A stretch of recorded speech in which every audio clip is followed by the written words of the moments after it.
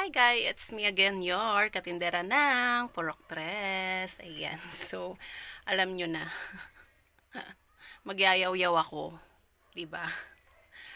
Today is Tuesday and time check tayo ay ayan, 4 p.m. So 4 p.m. na and alam nyo naman mainit pa, 'di ba? Sa panahon natin ngayon ay mainit pa. Nung mga nakaraan ay nag-uulan. So ngayon naman magandang ang araw kaya talagang tuyo ang sinampay, o di ba? So ayan, katatapos ko lang maglinis ng aming kusina. So ayan, katatapos ko maglinis ng kusina namin. Alam niyo naman kapag tindera, minsan talaga hindi ko na natutukan sa bahay. Kaya kanina naglinis ako ng kusina namin, ang lababo, ang buong basta yung buong pahabang na yung mga lutuan ganon. Nilinis ko na kasi alam niyo yun, kapag nanay tayo, hindi tayo kontento sa linis ng ay ewan, yung anak ko sa linis niya hindi ako kontento. Gusto ko talagang kinukuskus pa.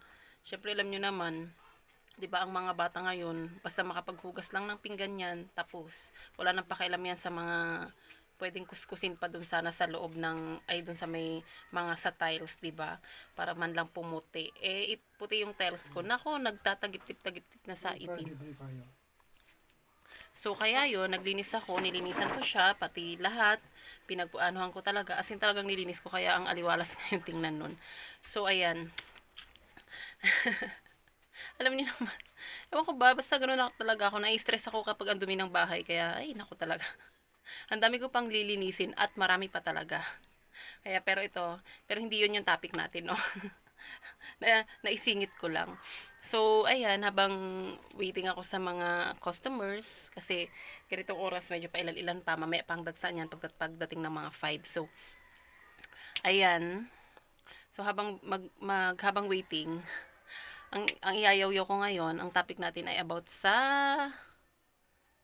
lasing. Oh, sinong relate dyan? Sa mga tindahan dyan, na kapag may lasing, ano ang una nyong naiisip, 'di ba? Pag may lasing, ang una mong maiisip, makulit yan, 'di ba? Totoo 'yun. Mm. Ako, relate lahat. Relate palagi pagdating sa lasing kasi dito sa lugar namin ay maraming palaging lasing at makukulit. Ayan. Syempre, sa pamilya ko, meron. Shout out, Charis. Mapapanood niya to. Charit. So, ayun na nga. Alam nyo yun, kapag may tindahan tayo, ang unang-una nating minsan kinainisan ang makulit na lasing. 'Di ba? Kasi, lalo na ako, medyo, pagdating sa lasing, talagang medyo maikli yung pasensya ko. Kaya minsan talagang pag may lasing at makulit, ay nako. Napapagalitan ko talaga. Lalo na pag kinukulit ako, ayaw na ayaw ko pa naman ang kinukulit ako. Sa totoo lang. Ayaw ko yan. Alam naman nila yan. Sa bagay, yung iba umiiwas na rin. Hindi na nila ako kinukulit kasi alam nila tinataasan ko sila ng kilay tataasan ko talaga sila ng kilay at bubulyawan ko talaga sila. Nako, ayoko nang kinukulit. Tapos uutang. Ay, nako, nagigil talaga ako pag mga ganyan Tapos pag matino, pag siningilin mo, ay, may nakuha ba ako? Oh, 'di ba? Nagka-amnesia na. Kasi nga lasing. Kaya alam nila, kapag lasing sila, hindi ko sila pinapautang. Meron nga one time dito, nangutang sa akin ng sigarilyo. Sabi ko, ay, pasensya na po, nakainom kayo. Ayoko po kayong pautang. Hindi, alam ko naman yung ganyan, ganyan. Tapos, di sabi ko, sige kuya, sigurado ka, hindi ka lasing ha, hindi, ganyan, ganyan. Pero kumbaga, nagbabayad naman yun, basta maalala niya. Di, ito na nga. Kinabukasan, bumili. Kung hindi ko pa ni-remind, hindi pa maalala. O, diba? Ibig sabihin, sobrang lasing siya, ganun. Kasi, papautangin ko siya kapag medyo, yung lasing niya ay hindi pa naman talagang dun sa point na, yung, ganon. Yung umaga, matino ko pa siyang nakakausap at natatanong ko pa. Yun pala, nakalimutan niya na din. O, diba? Kaya sabi ko, naku kuya, sa susunod, di na kita pautangin kahit na mangulit ka sa akin, ha? Sabi ko gano'n. Kasi nakakalimutan mo. Ginanon ko na lang. Tapos sabi niya, ay, ganyan nga daw. At isa pa, pag may lasing, anong susunod? Magulo na, 'di ba? Kaya alam niyo, pag may lasing, tapos nakatambay dito sa tindahan ko, ang una kong ginagawa niya, nandito lang ako sa loob. bahala ka diyan. Magdaldal ka diyan, bahala ka diyan, hindi kita papansinin. Bahala ka magdaldal diyan, magsawa, gano'n. Pero dito lang ako sa loob, hindi ko pinapansin. Kasi the more na pinansin mo pala, mas lalo kang kukulitin. Kaya yun ang ginagawa ko. Nandito na ako sa loob ko. Anong ginagawa ko rito? Bahala ka diyan. Minsan nagugulat lang ako, kinakausap na pala ako, hindi ko pinapansin. Kasi nakukulitan ako. Ayun na, ayoko talaga ng makulit. Yung asawa ko nga paglasing yan eh. At ang kulit-kulit, nabubulyawan ko talaga ng bongga eh. Alam niya yan, tulog. Tulog ang ano niya. Kasunod niyan. Kasi mabilis init yung ulo ko kapag kaya pag may lasing. Minsan, meron akong makulit na kamag-anak din na manginginom talaga. Alam niyo, pag nakita ko yun, kahit wala akong ginagawa sa bahay, napapagawa ako sa bahay. May ginagawa ko, kino-close ko muna sandali yung tindahan ko. Lalo na pag tumambay dito sa harap, tapos makulit. Sobra kasing kulit nun. Kaya ang ginagawa ko niyan, i-close ko yung tindahan ko saglit. Sasabi doon, bakit ko doon sa sarado? May gagawin na kasi ako sa bahay, ayoko maistorbo. Ganun lang, di ba? Para. Pag nakita ko na umalis, ayun na. Go, open ulit ako. Ay, natatawa lang sila. Kasi, kesa mabad mood ako, diba? So, ganun na lang gagawin ko. Kesa mabad trip ako dito sa tindahan, akit na lang ako muna sa bahay. Yan ang ginagawa ko. Kaya minsan, yung pamangkin ko, masipag magbantay, pinapababa ko rito yun. Sabi ko, bantayan mo muna kasi pag bata, hindi nila kukulitin yan eh. Kasi hindi naman sila papansinin eh, diba? Kaya isa rin yun sa reason kung bakit yun yung na-topic ko. Kasi nga, nung mga nakaraan, meron na namang nakulit.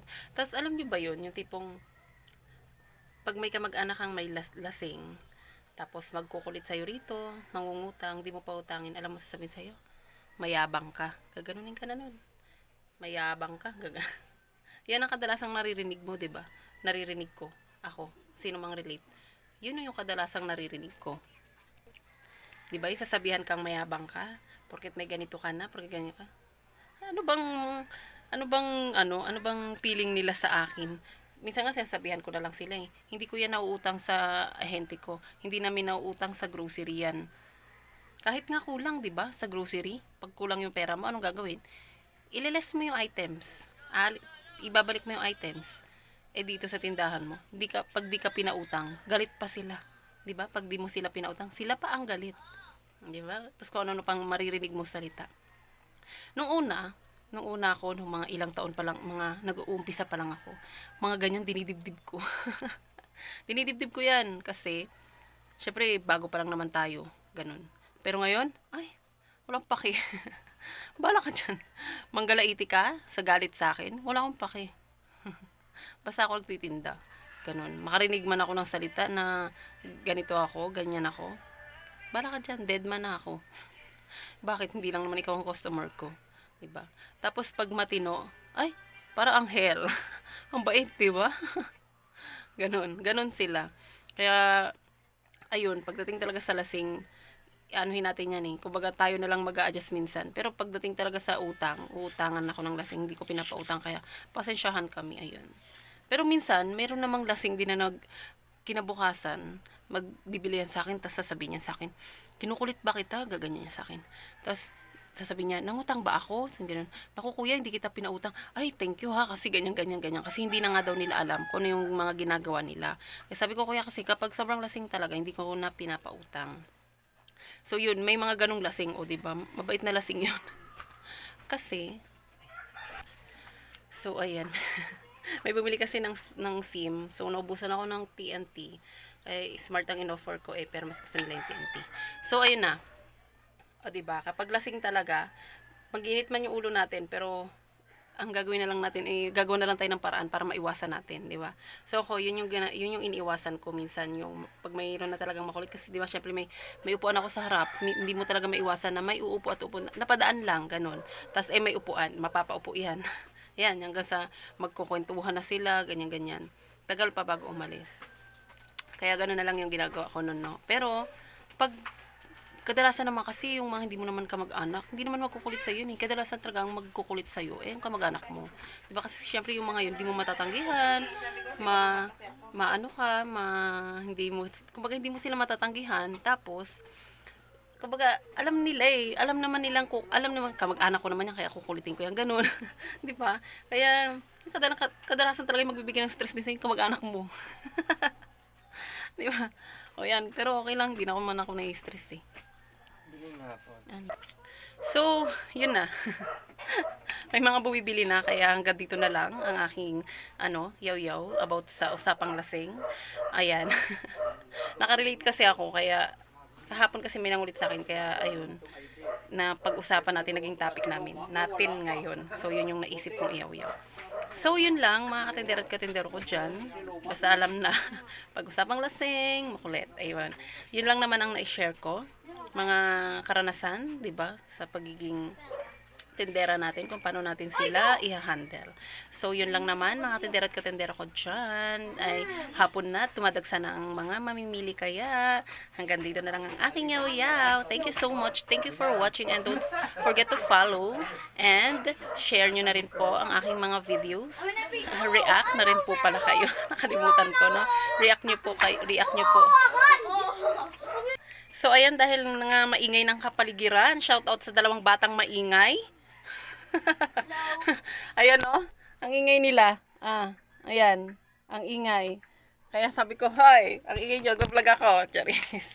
So, ayan na. That's all for today's, guys. Katindero at katindero ko dyan. I love you all. God bless us all. Wow.